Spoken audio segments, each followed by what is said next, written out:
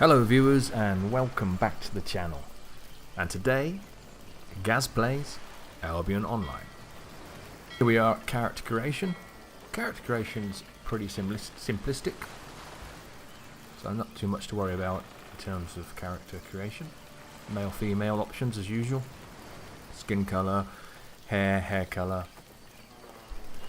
Bear in mind this game is also totally cross-platform, so it's also for mobile devices, and therefore that's why the graphics look like this. But do not let the graphics put you off.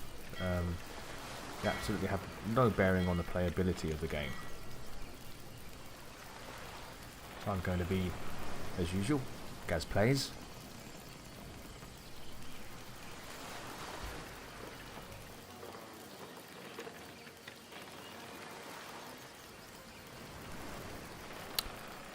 So here where it says standard character, it's because this game, when it releases, will be a buy once, own forever kind of thing. But it will have like a freemium mode similar to games like Arcade, which will give you crafting, resource gathering bonuses and things like that. Extra money from mob drops, etc.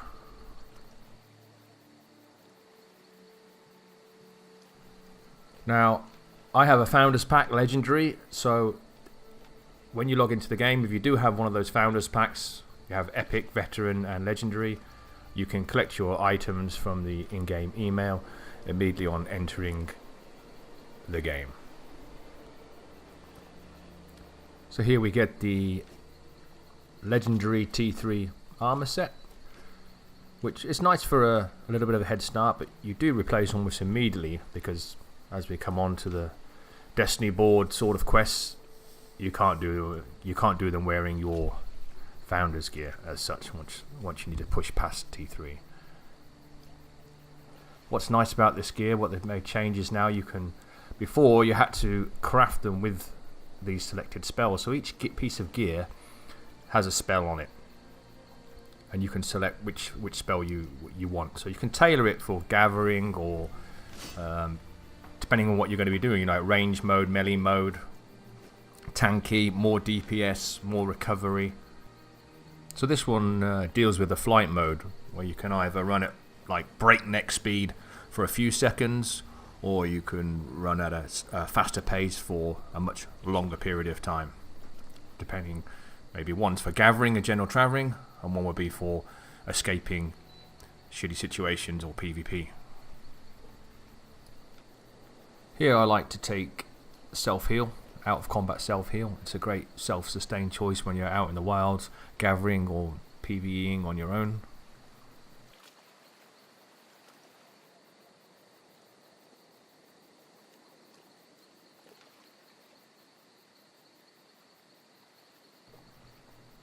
This one I prefer cleanse as opposed to retaliate.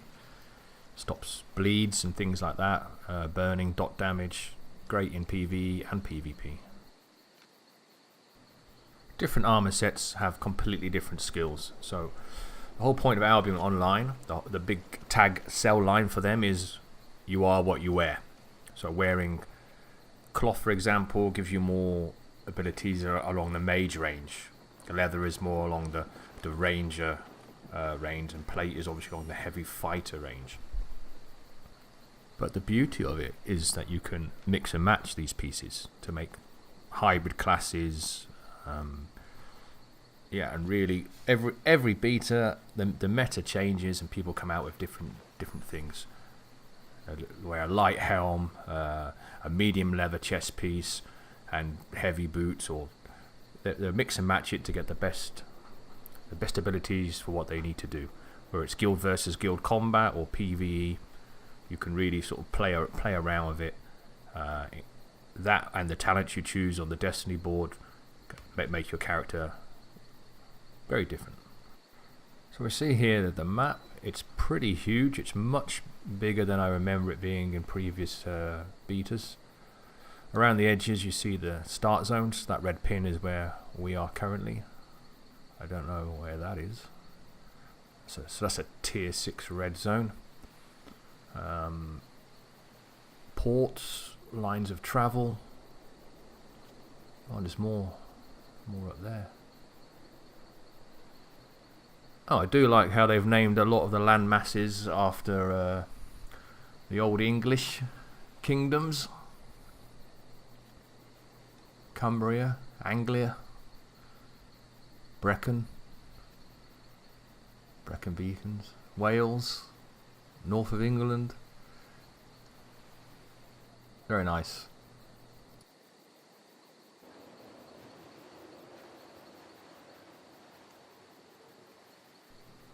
So the game holds your hand quite nicely for the first 5 minutes. We can see in the top right corner here our first quest. When we click on the icon next to the quest, it'll then show us on the destiny board where that's related. So down here on the blue line, we can see that's the gathering line.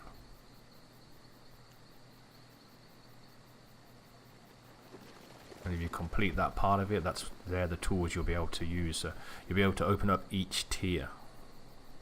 Every time you do something in Albion, it has an effect on the destiny board, but you've got to kind of choose your path through. As you can see, it's huge. Basically, with the destiny board on the right hand side is your sort of crafting trees, and on the left is your combat trees, and down the bottom there are your gathering, farming and alchemy type trees. And we see as it pans out, the stuff that you can use becomes more and more powerful.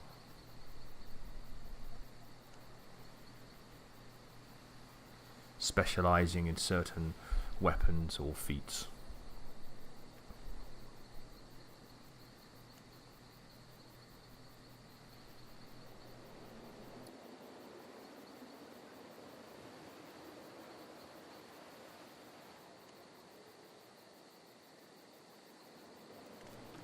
So, back to our current quest, Beginner's Stone Gatherer. Click on any of the gavatite items, you get the crossed hatchet symbol come up. That means you can gather that, or attempt to gather it. And that's the first quest complete, Beginner's Stone Gatherer. You get these nice drop down sort of titles, make you feel good for completing and getting the stage further on the destiny board. So now it wants us to create our first set of basic tools. At this point in the video, I had a complete brain fart, and I've cut it out because for minutes I just sort of walked around not knowing what I was supposed to be doing again. I was turning on the PvP enabled on off flag, lots of crazy things before I remembered where the crafting station was to actually complete the quest. So forgive me for the video cut.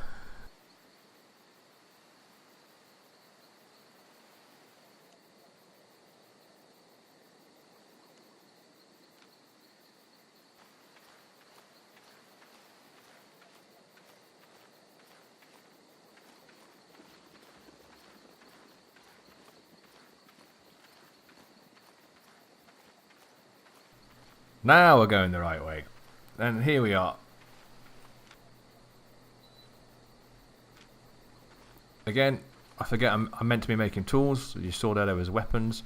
So I thought this guy was just a weapons maker. But that's not true.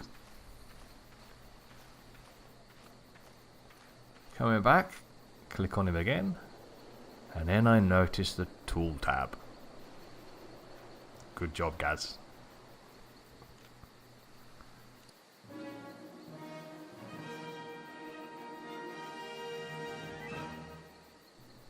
It was late, I was tired, and as you're going to find out, in the main cities you have a crafting NPC for each type. So there's a crafting NPC for tools, crafting NPC for weapons, crafting NPC for armor. I was basically just thinking too far ahead. In the starter zone, it's all there for you. You just follow the linear progression right through.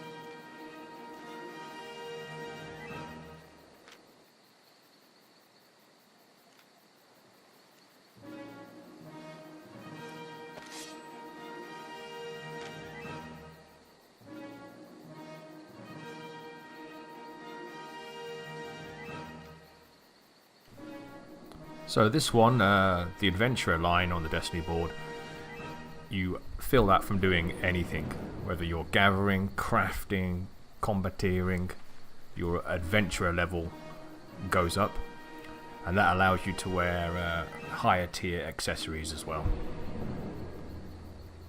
Once you see the quest appear that says kill creatures and earn 200 fame, then you know it's time to leave the starting area, because you can't get that fame in the starting area. The creatures won't give it you.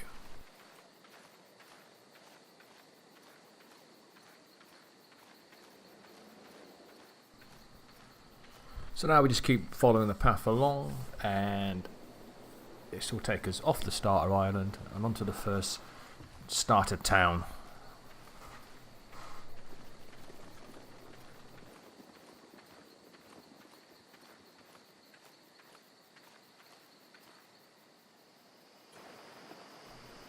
So in the starter town here we have a boat, which is very good for travelling, connecting to the other starter zones, especially if you have a buddy who ended up starting the game somewhere else to you. However, it is very expensive to use if you are geared, but if you put all your gear in a chest and go naked, then it costs nothing.